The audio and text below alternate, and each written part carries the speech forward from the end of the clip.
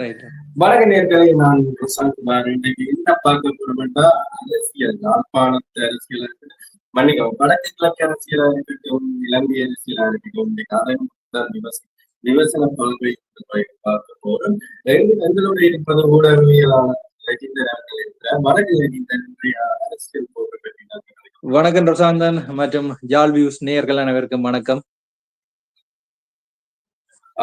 தற்போது இலங்கை அரசியல் நிலையில வந்து வடக்கு கிழக்காக இருக்கட்டும், இலங்கை அரசியல் இருக்கட்டும், ஒரு சூடுபிடி அரசியல் இந்த அரசியல் நிலை எப்படி இருக்கு? தற்போது இலங்கை ஜனாதிபதி அனுராக் திசாநாயக்க இந்தியா செஞ்சு வந்திருந்தார். இந்த இந்திய பயணம் எப்படி தமிழர்களுக்கு ஒரு நல்ல முடிவை ஏற்படுத்துமா, இல்லாட்டி எப்படி அதை பற்றி உங்கள் பார்வை? ரசாந்தன், நீங்க கேட்ட கேள்வி ஒன்று நல்ல கேள்வி ஒன்று. என்னன்னு சொன்னா, இலங்கை ஜனாதிபதி அனுரகுமார திசாநாயக்க அவர்கள் ஜனாதிபதியாக பொறுப்பேற்று உத்தியோகபூர்வமாக வெளிநாட்டு பயணம் ஒன்றை மேற்கொண்ட முதல் நாடு இந்தியா. அந்த ரீதியிலே பார்க்கின்ற பொழுது எங்களுக்கு எங்களுடைய இலங்கைக்கு அண்மையிலே இருக்கின்ற ஒரு நாடும் இந்தியா என்ற ரீதியிலே ஒரு நட்புறவை வலுப்படுத்தும் முகமாக இந்தியா சென்றிருக்கலாம். அதே போன்று ஜனாதிபதி அனுரகுமார திசாநாயக்க அவர்களை இந்தியாவிலே வரவேற்ற விதம் என்பது ஒரு சிறப்பாக இருந்தது. வளமையை விட ஒரு கண்ணுக்கு கவர்ச்சியை தரக்கூடியதாக இருந்தது.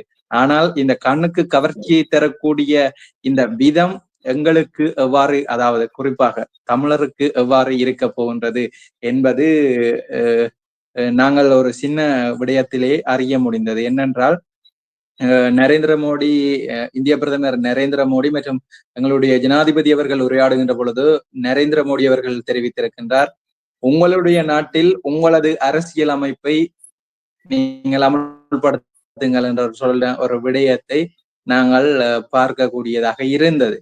ஆகவே அங்கே அவர் சொன்ன அந்த அரசியல் அமைப்பு என்பது எது என்ற ஒரு கேள்வி எழுகின்றது.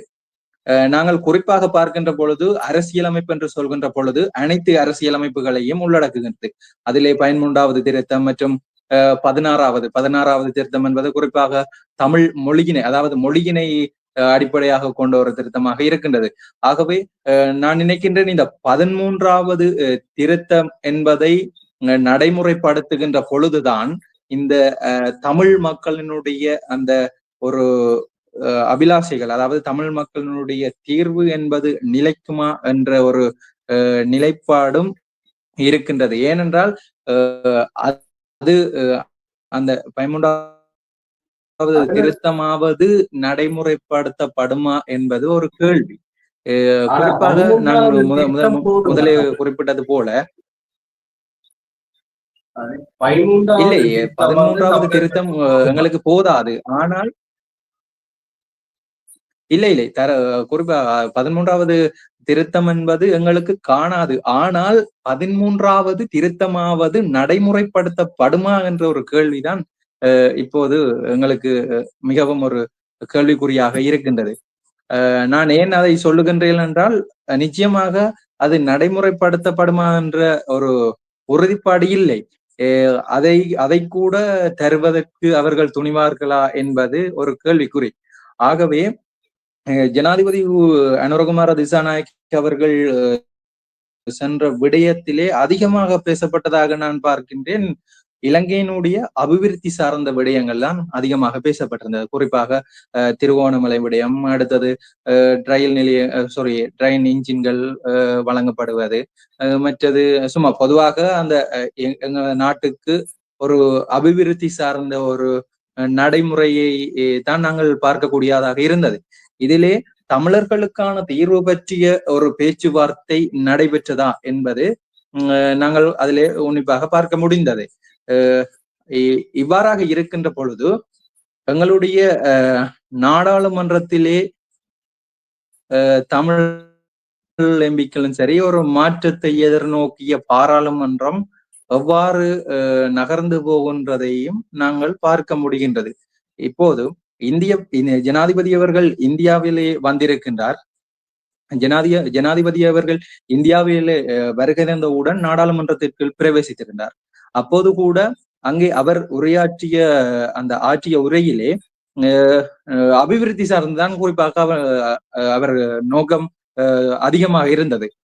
வரி குறைப்பு, அடுத்த வாகனங்கள் இறக்குமதி பற்றிய கருத்து, மற்றும் நமது நாட்டினுடைய அமெரிக்க டொலரினுடைய அதிகரிப்பை ஏற்படுத்துவோம் என்ற மாதிரி தான் அவருடைய பேச்சு இருந்தது. ஆனால் அதிலே வடக்கு கிழக்கு மக்களை சார்ந்த ஒரு பேச்சு இருந்ததாக அதிலே இல்லை.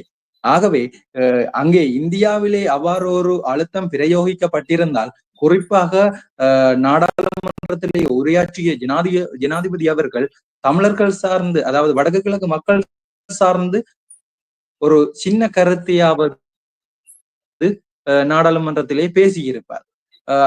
அங்க அவ்வளவு அழுத்தம் பிரயோகிக்கின்ற பொழுது ஒரு சிறிய விடயத்தையாவது அவர்களை உற்று நோக்கும் விதமாக, அதாவது குறிப்பாக இந்தியாவை உற்று நோக்கும் விதமாக தனது கருத்தினை முன்வைத்திருப்பார். ஆக அவ்வாறான ஒரு செயற்பாடும் நடைபெறவில்லை. ஆகவே நான் நினைக்கின்றேன், இந்தியாவிற்கு ஜனாதிபதி அவர்கள் பயணித்த அந்த பயணம் என்பது ஒரு அயல் நாட்டுடன் ஒரு நட்புறவு ரீதியான ஒரு வெளிவிவகார தன்மைகளை கொண்ட ஒரு பயணமாகத்தான் நான் கருதுகின்றேன். அதோடு வந்து இந்த பயணம் குறித்து ரணில் விக்ரமசிங்கே, அதாவது கடந்த கால ஜனாதிபதி ரணில் விக்ரமசிங்கே சில பாராட்டுக்களை தெரிவித்துள்ளார். இது சம்பந்தமாக நீங்கள் தெரிவிக்க.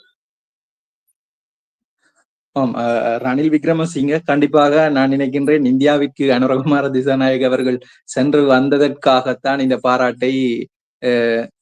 பாராட்டை வழங்கியிருப்பார் நினைக்கின்றேன். ஏனென்றால் நீங்கள் அறிந்திருப்பீர்கள், ஜனாதிபதி அவர்கள் போவதற்கு, இந்தியாவிற்கு செல்வதற்கு முதல் ரணில் விக்ரமசிங்கே அவர்கள் சென்று வந்திருந்தார்.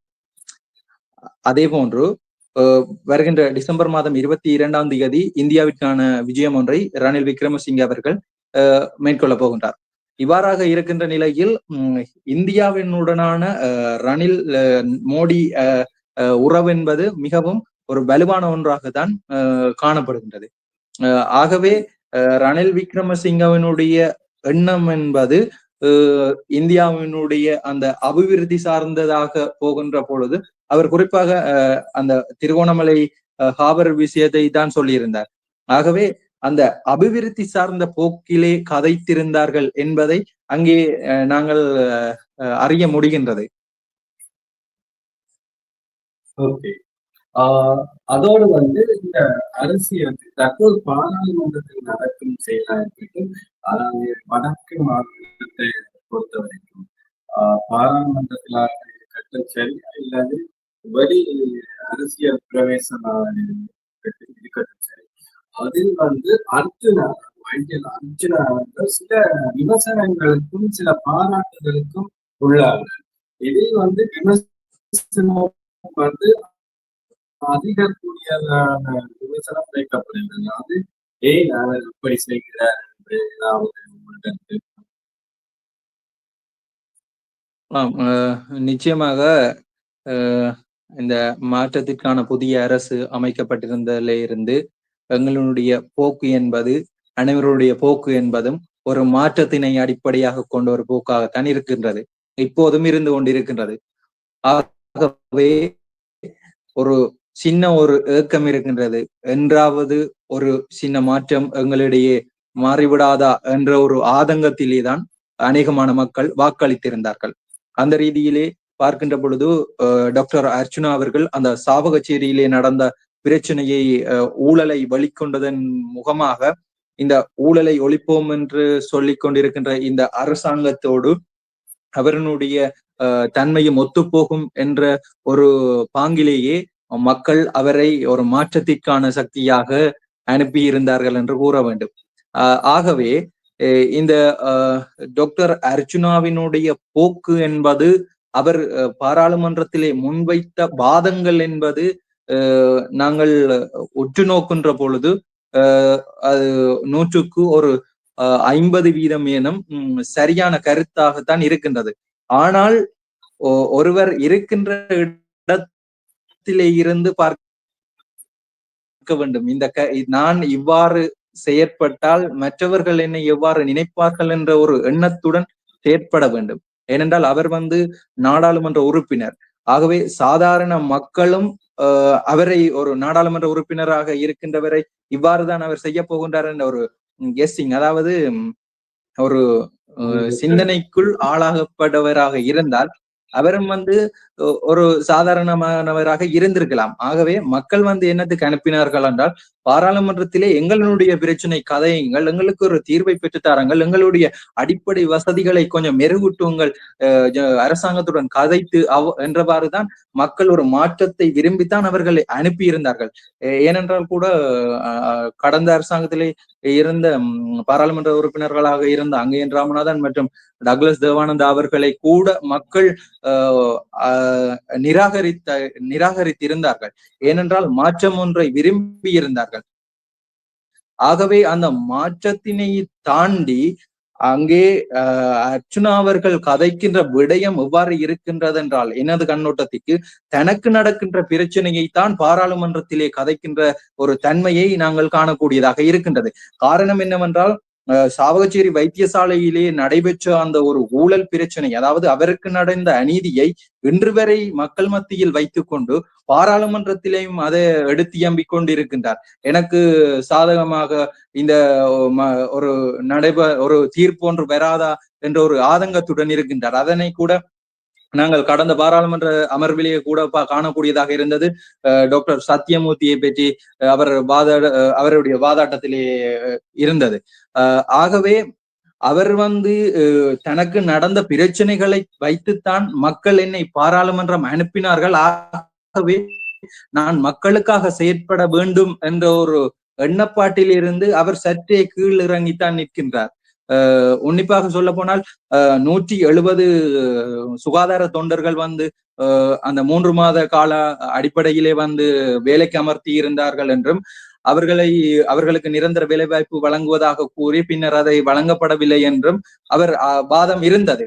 பின்னர் அவர்களுடைய அந்த அடுத்த வாதாட்டத்திலே எனது சேராக இருந்தாலும் டாக்டர் தங்கமுத்து சத்தியமூர்த்தி அவர்கள் மிலைச்சுத்தனமாக செயற்பட்டார், அவ்வாறு என்று பல தனக்கு நடந்த அநீதிகளை முன்வைத்து கொண்டு வந்தார். ஆகவே ஒரு பாராளுமன்ற உறுப்பினராக நாங்கள் அந்த காரியங்களுக்கான அந்த தொடர் வேலையை அடுத்த இதுல கைவிட்டு அடுத்த பாராளுமன்ற பேச்சுல இல்ல ஒரு போராட்டத்தை சொல்றாங்க. இந்த போராட்டம் நடக்குது, அவங்களுக்கு தொடர் வேலை கொடுக்கணும். அடுத்த இதுக்கு தன்னுடைய பர்சனல் விஷயத்தை கொண்டு வராங்க அடுத்த பாராளுமன்ற இதுக்கு. அங்கேதான் மக்கள் திசை திருப்பப்படுகின்றார்கள். எங்களுடைய மக்கள் பிரச்சனையை கொண்டிருக்கின்றார் என்று நாங்கள் உன்னிப்பாக பார்க்கின்ற பொழுது அடுத்ததாக அதனூடாக தன்னுடைய பிரச்சனையை கொண்டு வருகின்றார். ஆகவே மக்கள் பார்க்கின்ற பொழுது அதை ஒரு பெரிய விடயமாகத்தான் எண்ணி பார்ப்பார்கள் வடக்கு மாகாணத்திலே. ஆனால் அவர் கதைத்த விடயத்திலே ஒரு சில விடயங்கள் அரசியலையும் தாண்டி சில மக்களுக்கு எளிதாக சென்றுவிடும். எவ்வாறு என்றால், அந்த வடக்கு கிழக்கு மாகாணத்துக்கு வழங்கப்பட்ட நிதியானது அபிவிருத்தி ஏதும் செய்யாமல் திருப்பி அனுப்பப்பட்டது என்ற ஒரு கருத்தை முன்வைத்திருந்தார். அவருடைய ஒரு சில வாதாட்டங்கள் என்பது கருத்து ரீதியிலே சரியாக இருக்கின்றது. மக்களுக்கான சேவையினை அவர் சரியாக செய்கின்றாரா என்று ஒரு சில நேரங்களில் என்ன தோன்றுகின்றது. ஆனாலும் அதனூடாக தனது பிரச்சனையை வெளிக்கொண்டு வர பார்க்கின்றார். பாராளுமன்ற உறுப்பினர் என்பவர் மக்களுக்காக இருக்க வேண்டும், மக்களுடைய பிரச்சனைகளை கதைக்க வேண்டும், மக்களுக்கு என்ன அநீதி நடந்தது என்பதை முன்வைக்க வேண்டும். எனது பிரச்சனையை நான் கதைப்பதற்காக தனிய வெறுமனே ஒரு மனிதனாக நான் வாக்கு செலுத்தி பாராளுமன்றம் செல்லவில்லை. ஆகவே தனி மனிதனாக ஒரு பிரச்சனைக்கு ஊடாக தனது பிரச்சனையை வெளிக்கொண்டு வர பார்க்கின்றார். ஆகவே பாராளுமன்ற உறுப்பினராக தெரிவு செய்யப்பட்ட ஒருவர் தனக்கு நடக்கின்ற அநீதியை பாராளுமன்றத்திலே கதைத்தார். உங்களை நம்பி நாங்கள் வாக்களித்த 20,000 மக்கள் எங்களுடைய பிரச்சனைகளை பாராளுமன்றத்திலே இந்த நாட்டுக்கு, இந்த உலக நாட்டுக்கு எவ்வாறு எங்களை பிரச்சனைகளை நாங்கள் முன்வைப்பது என்ற ஒரு கேள்வி எழும்புகின்றது. ஆகவே நீங்கள் பாராளுமன்றத்திற்கு செல்கின்றவர்கள் வெறுமனே சிறுபிள்ளைத்தனமாக ஓஎல் பாஸ் பண்ணினீரா, ஏஎல் பாஸ் பண்ணினீரா, டாக்டர் பட்டம் இருக்கா, கலாநிதி பட்டம் இருக்கா என்ற அந்த பிரச்சனைகள், உங்களுடைய கல்வி சார்ந்த பிரச்சனைகளை விடுங்கள். நீங்கள் உங்களுடைய, அதாவது ஆளுமை என்பது தனிப்பட்ட ரீதியிலானது. நான் படித்திருக்கின்றேனா, அது என்னுடையது. அதை நீங்கள் பாராளுமன்றத்திலே கதைக்க வேண்டிய ஒரு தேவைப்பாடு என்பது இல்லை. ஏனென்றால் நாட்டிலே தீர்க்க வேண்டிய பிரச்சனைகளும் மக்களுக்கு போக வேண்டிய சலுகைகளும் என்பது நிறைய இருக்கின்றது. ஆகவே நாடாளுமன்றத்தை மக்களுக்காக பயன்படுத்துங்கள். வெறுமனே உங்களுடைய பதவிகளுக்காக மட்டும் பயன்படுத்தாதீர்கள் என்பதைத்தான் நான் இந்த இடத்திலே சொல்லிக்கொள்ள விரும்புகின்றேன். ஏனென்றால் உதாரணமாக சொல்லியிருந்தார் எதிர்க்கட்சி தலைவர் ஓயல் கூட பாஸ் பண்ணவில்லை என்று. ஓயல் பாஸ் பண்ணாமல் நாடாளுமன்றத்திற்கு வந்தாரு, மக்கள் அனுப்பியிருக்கின்றார்கள். அவர் மூலம் எங்களுடைய பிரச்சனை ஒன்று தீர்க்கப்படுமா என்ற ஒரு ஆதங்கத்துடன். ஆகவே அவரும் அதற்குரிய செயற்பாடுகளைத்தான் செய்ய வேண்டும். நீங்கள் பாராளுமன்ற நீங்கள் சென்றவர்களும் அதற்குரிய ஒரு நடைமுறையைத்தான், மக்கள் பிரச்சனைகளைத்தான் நீங்கள் கதைக்க வேண்டும். இந்த விடயத்திலே நான் உன்னிப்பாக கவனித்த ஒரு விடயம் இலங்கை தமிழரசு கட்சியினுடைய கிழக்கு மாகாணத்திலே இருந்து தெரிவு செய்யப்பட்ட சாணக்கியன் அவர்கள் கதைக்கின்ற பொழுது தனது பிரச்சனையை ஒரு சில இடங்களில் கதைத்தாலும் கூட அவருடைய அந்த துணை மக்களுக்கானதாக இருக்கின்றது. மேய்ச்சல் தரை பிரச்சனையை கதைத்திருந்தார். அதே போல எங்களுடைய வன்னி மாவட்டத்திலே தெரிவு செய்யப்பட்ட இலங்கை தமிழரசு கட்சியிலே இருந்து சென்ற துரைராசா ரவிகரன் அவர்கள் முள்ளிவாய்க்காலிலே உயிரிழந்தவர்களுக்கான ஒரு பெயர் பட்டியலுடன் கூடிய ஒரு நினைவேந்தலிடம் தேவை என்றிருந்தார். ஆகவே அவ்வாறாக மக்களுக்காக நீங்கள் வெறுமனே நான் அவர்களை மட்டும் சொல்கின்றேன் என்பதற்காக அல்ல, அவ்வாறு மக்களுடைய பிரச்சனைகளை எவர் கதைக்கின்றார்களோ அவர்களுக்காக நான் இந்த இடத்துல சொல்லுவேன். அதே மாதிரி ஒவ்வொரு பிரச்சனையும் மக்களுக்கானதாக எடுங்கள். நீங்கள் வெறுமனே என்னுடைய பிரச்சனையை தீருங்கள், எனக்கு பாதுகாப்பு வழங்குங்கள். அது என்ன, இப்ப என்னுடைய பாதுகாப்புக்கு நான் பாராளுமன்ற உறுப்பினராக இருந்து என்னுடைய பாதுகாப்புக்கு நான் ஆளணி சேர்க்கின்றேன் என்றால் உங்களுக்காக நம்பி 20,000 மக்கள் வாக்களித்திருக்கிறார்களா? ஆகவே அந்த 20,000 மக்களுக்கு யார் பாதுகாப்பு வழங்குவது? அது நீங்கள் தானே. ஆகவே மக்களுடைய பிரச்சனைகளை மக்களுக்காக கதையுங்கள். நாடாளுமன்றம் நான் இறுதியாகவும் சொல்லிக்கொள்ள விரும்புகிறது ஒரே ஒரு விடயம் தான், நாடாளுமன்றத்தை மக்களுக்கானதாக பயன்படுத்துங்க. கண்டிப்பா. மேலும் அடுத்த காணொலிகளை சந்திக்கின்றேன். மீண்டும் அடுத்த தகவல் சந்திப்போம். நன்றி, வணக்கம். நன்றி, வணக்கம்.